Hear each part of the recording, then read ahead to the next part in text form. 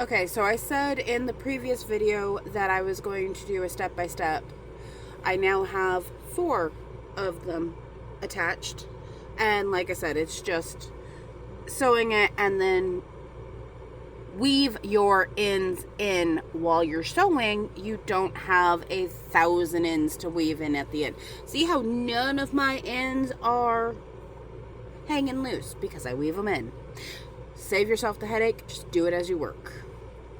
So, I am going to be pausing this periodically so it's not going to play all the way through, because 15-minute video for a 5-minute worth. So, because this is a baby blanket, I'm not using a magic circle. What I'm doing is chaining 5, slip stitch, and then using that as my circle. So, as you see, I've already got my loop on. I'm going to chain 5. I'm going to go into that first one, do a slip stitch. So there's my ring. Little hard to see on camera. Little hard. Where is it? There. Little hard to see it on camera, but now you're into chain 2. And you're going to double crochet 1 time into that center. You got to make sure you're in your loop and not the other stitches, or it's going to look wonky later.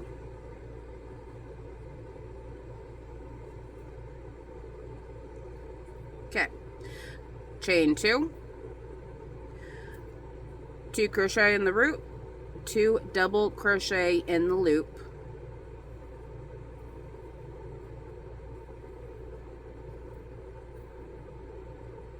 Chain 2,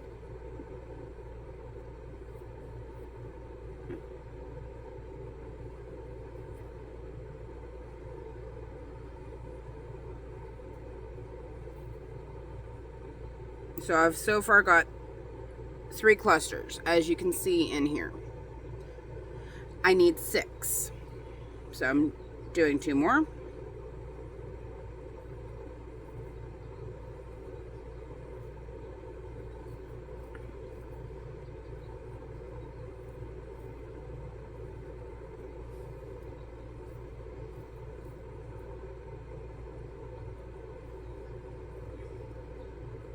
And as I'm going, I'm intentionally crocheting over that end so it's woven in, because I've already fastened it off by doing it this way. So you see how there is no end anymore because I've already woven it in. One of my biggest pet peeves is people that leave it for the very end. I have seen things unravel because instead of weaving and tying them off, weaving them in, they just tie a simple knot that does not hold under pressure, cut it as close to that knot as they can, just leave it hanging there, and then you've got a giant hole in something later. I've fixed it for people a couple of times. It gets a little frustrating. So please, please, please, please weave your ends in. Okay, so now I'm going to do the last chain 2, and then I'm going to slip stitch in. So I've got 6 clusters. Going to chain 2, turn it, and I'm going to do a 1 double crochet right into that first loop. Still getting used to the camera, sorry about this. Chain 2, right back in, and this is going to be the corner.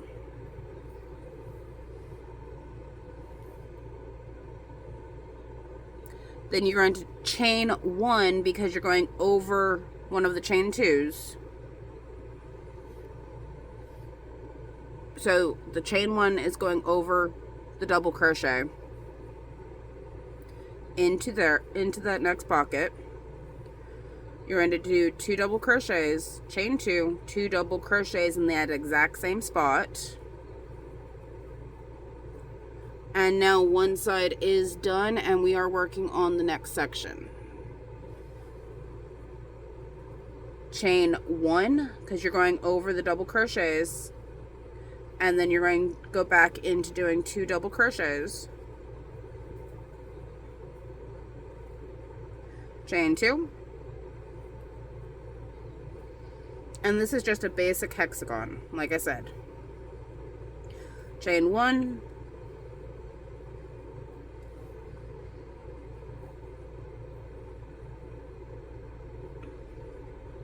chain 2,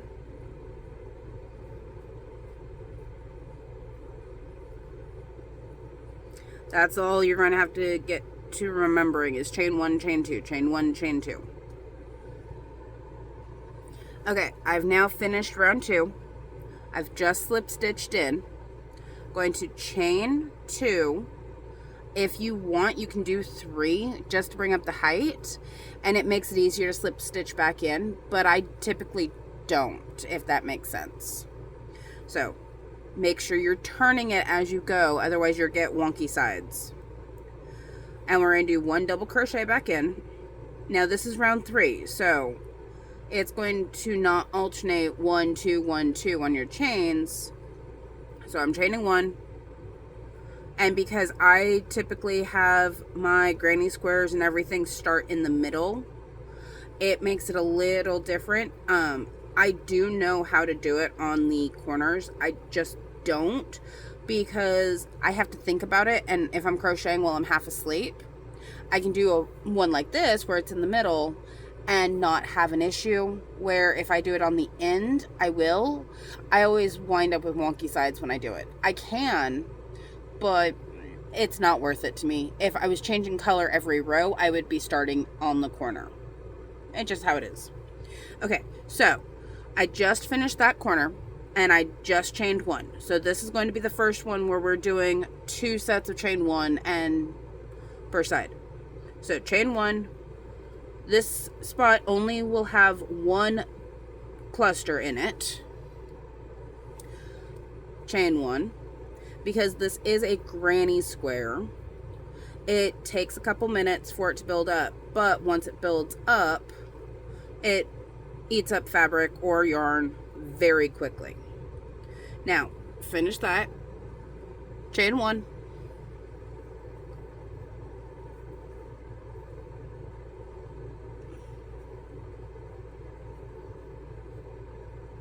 Chain 1.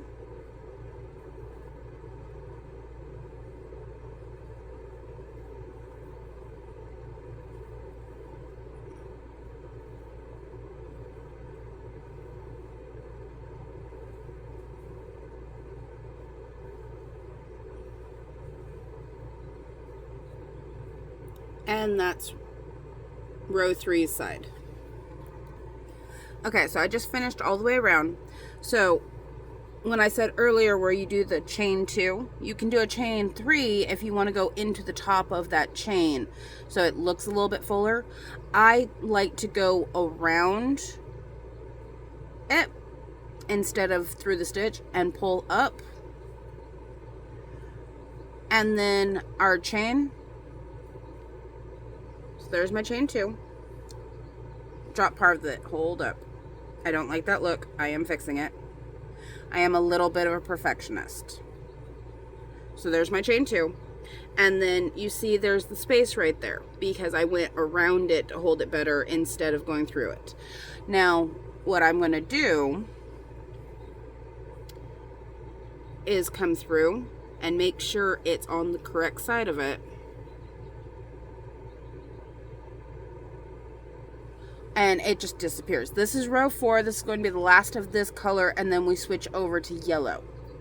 And I will, when I go to switch colors, that will jump back in at that point, because I do a slip knot. I do a double slip knot on it so that it's almost visible. I know some people will take the ends, will wrap them together, and then weave the ends through to help keep the tension.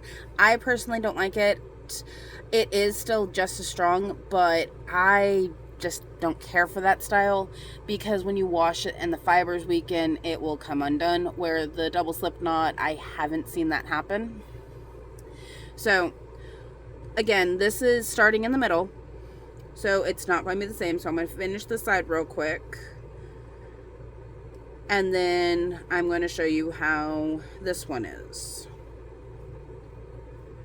So we're doing the corner right now, which is 2 double crochet, chain 2, 2 double crochets, and then it's going to be chain 1, double crochet,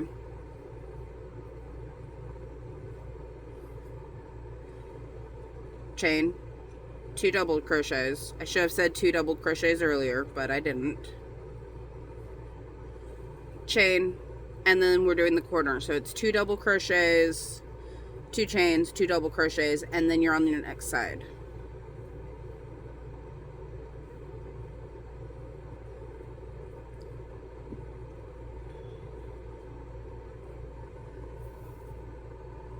See? Okay, so now I just finished row 4. I did my slip stitch. However, I'm not chaining up because I need to do a color change. And like I said a couple minutes ago, I do a double slip knot. So what I'm going to do is I've finished the row. I'm going to use my thumb right against it. So my hook has the loop on it, and then it goes through the project, my thumb. I've got a gap between my thumb and the project, but I am not cutting that. I am cutting this side. So I've got a decent sized tail. Now what I'm going to do, pull it out, pull my hook out. You see the project. I'm going to pull this tail and I'm going to go back an entire cluster. I'm going to put my hook back into that loop, which is the chain 1 loop, so that I don't pull it.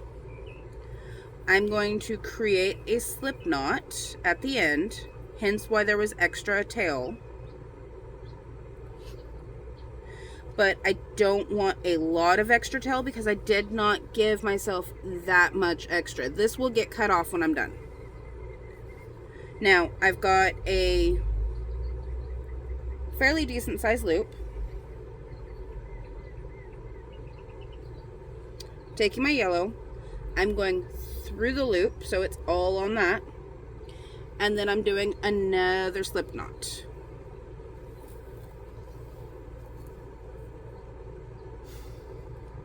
And very slowly I'm pulling them together, working each side so they don't get stuck. Now you see I've got most of it done. Pull it tight so that ain't going anywhere. You see how little room I have on the other side. I'm going to snip,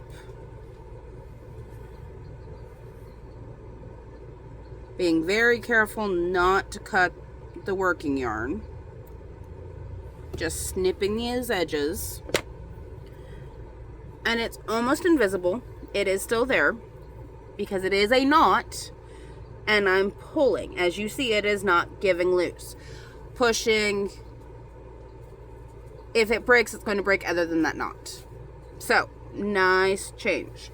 Now, I pulled out one of the clusters, as you see, because you see how much I have left. I'm going to go ahead and do that cluster now, and I'm going to continue like normal. You got to make sure your tension stays the correct, otherwise you won't have enough yarn, and then you'll have a wonky spot.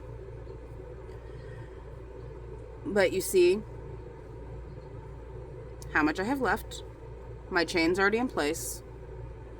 I'm going to go in and do my slip stitch. And you see I've got next to nothing left. And my first chain up is yellow. So chain 2, turn, and we're going to continue on. So this side, on the full sides where it's not the half, it's going to be a chain 1 3 times.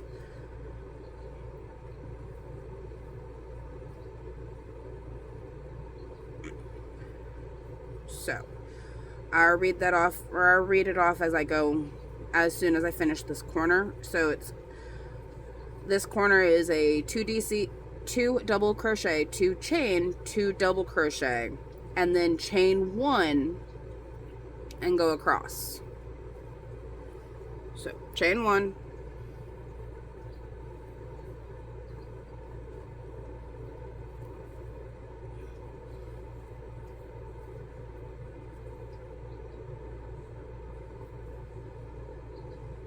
chain 1,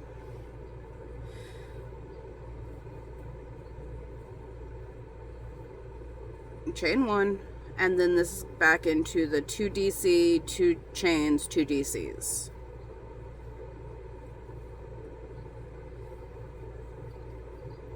Now, if you have an issue with your tensions and keeping everything the same size and shape, what you want to do is get a board that you can put dowels on so that you can pin or block off all of your pieces. I don't do that unless it's something very specific like clothing, and at that point I am very, very cautious of how I am doing it because I don't like blocking. I find it a pain in the butt, especially considering my mascots want to help. And usually when they help, when I'm blocking, I have to make new pieces. As you can see, Ruby is chilling out in the background. I've got Soccer right here, but if I move the camera, I won't be able to reset it right now. I am still getting used to this.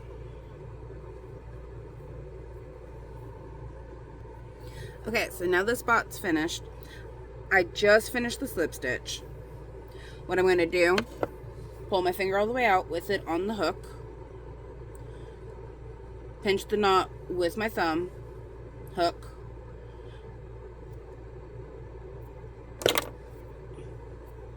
now I have a tail. You want to make sure you have enough to work it. So one of the things I like to do, and this is not something you have to, because there's a couple different ways you can do it. You can do a spiral knot twist, which does hold, and then you weave the ends in. What I like to do is I like to do 2 or 3 slip stitches where I'm pulling the loop all the way through, and then I bury it, which also works.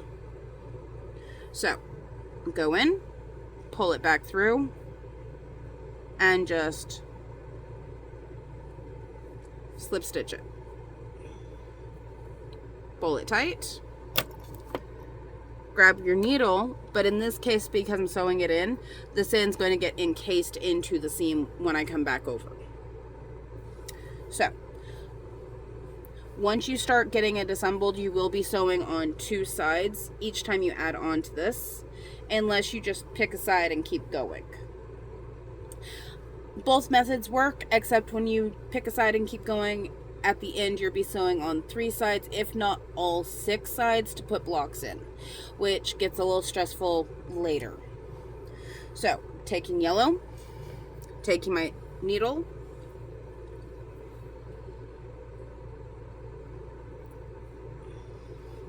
thread the needle. It won't matter because of how I leave the ends. I will wind up reusing yarn, so I'll tie it off and then just keep going. So, cutting a length, it really won't matter, like I said. Taking this, make sure your pretty side's on one side, your sewn side is on the other, which they might, because this is a commission piece, I will send both pictures to the person that is paying for this, and she is deciding what side is top and what side is bottom, because she is also having me do some applique, which is just technically 2-dimensional images sewn on. So she might want the ridges for that, because this is a honeycomb hive. So going to line up, take your needle, and what I like to do is I like to line my thumbs in the corners, catching only one of the chain 2s, so the other chain 2's on the side, and I'm going to just go back and forth, pull it so that my tail's all the way out. So I've got enough to tie and weave in. weave in, I'm going to go all the way across and then I'll do the loop over the top. So all I'm doing is just standard sew, and I'm catching the loops as I go.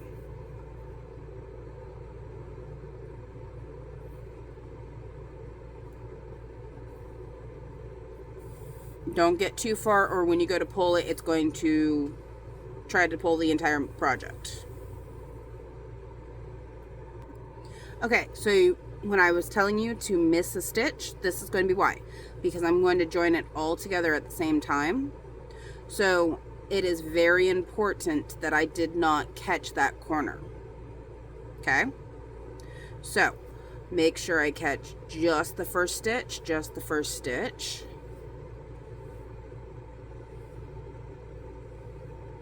And then the next stitch is going on to the next block. See how that is? So it's going to create this corner. And of course, the yarn decides to pop off. So give me a second. Okay, I'm back. So, I'm going to catch. So you have a little bit of an opening. As soon as you pull the yarn tight, it will close that gap. This is very important, otherwise it will not lay flat.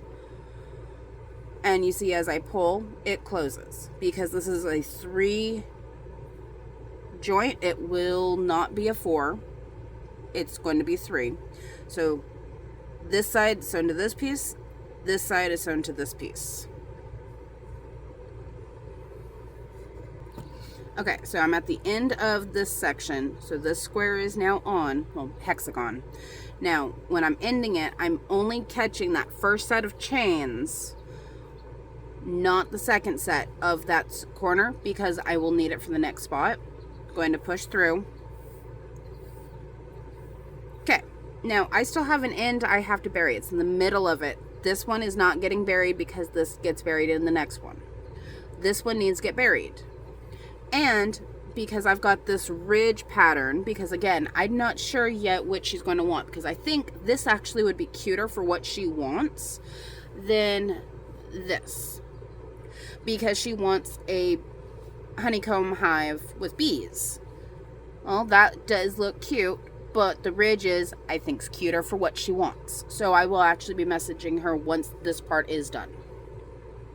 Now, for that ridge look, which you don't see here yet, but you see it here, what I'm doing is after I've gotten to this corner, I'm ending on this side, so I'm going to come back on this side. So it's going to be the over.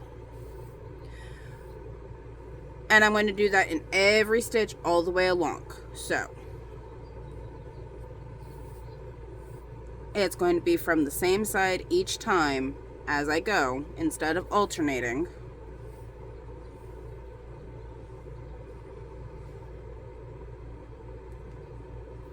And while it will lay flat, it gives you that texture and it locks it back in.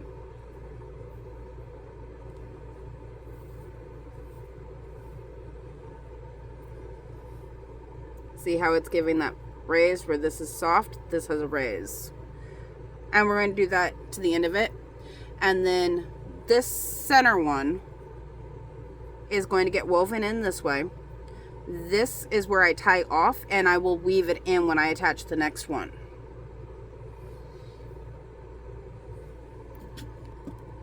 Okay, so now I've brought it here, and you can clearly see it's not woven in yet. It's only got one loop on it. I am just going to keep going over like I've been doing.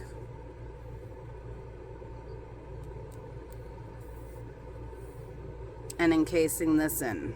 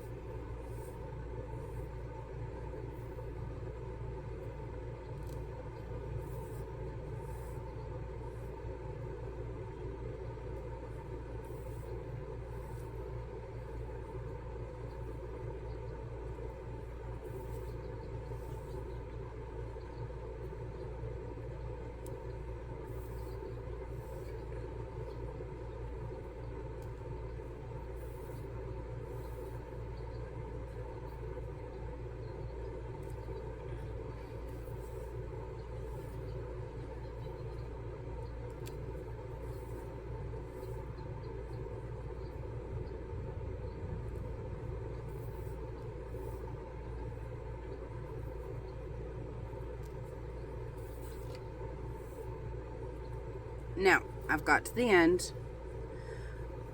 I still have a little bit here. I'm just going to snip it. I've already woven it in. That's just the extra. So I now don't have that in to weave in anymore because I just finished. I have this tail. I am going to do a simple knot.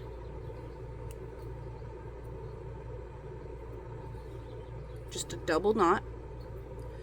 And I'm leaving it alone because when I go to attach the next one, I will attach it here. And when I'm done, I will bury this end up into this.